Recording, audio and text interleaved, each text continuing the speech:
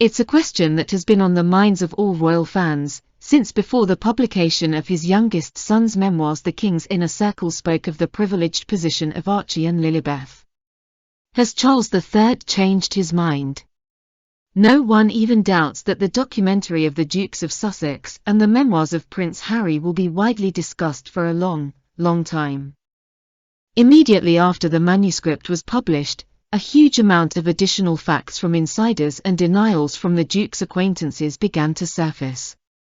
And since much of the content of the book is devoted to compromising details of the life of Harry's relatives, the conclusion is inevitable: the Duke of Sussex does not intend to put up with the family. His older brother is also aware of this. They say Prince William is pressing his father to strip the emotional Duke and his wife of all privileges, and he suggested they start by removing the couple from the guest list at Charles III's coronation. Whether the Sussex heirs want it or not, they will definitely have to answer for their parents' actions. At least, that's what the royal experts think. Until a couple of months ago, the King, despite disagreements with the parents of 3-year-old Archie and 1-year-old Lilibeth, was keen to give them the opportunity to become prince and princess. Now, however, Charles fears that such a reverent attitude towards his grandchildren could have a negative impact on the reputation of both himself and the monarchy as a whole. Where is the guarantee that Meghan and Harry won't turn the children against the British monarchical system?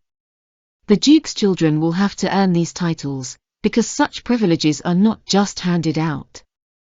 While Archie and Lilibeth are still very young, everyone looks up to their parents, and the Sussexes' behaviour is far from exemplary, the Daily Mail quoted an insider as saying. Previously, the media had repeatedly said that the King would always keep the door ajar for Harry. However, he had no idea at the time that the prince was going to capitalise on the royal family's secrets. Finished Charles' unflattering words to the Queen Consort Camilla. Harry called her the culprit of all gossip and intrigue about the palace residence. Allegedly, the stepmother shared with the British media insider information to rehabilitate his image as a divorcee. Nevertheless, part of the palace staff believes that William is more adamant about Harry than Charles himself. There is a version that even now the King is ready to compromise with the Sussexes, if they make the first step towards reconciliation.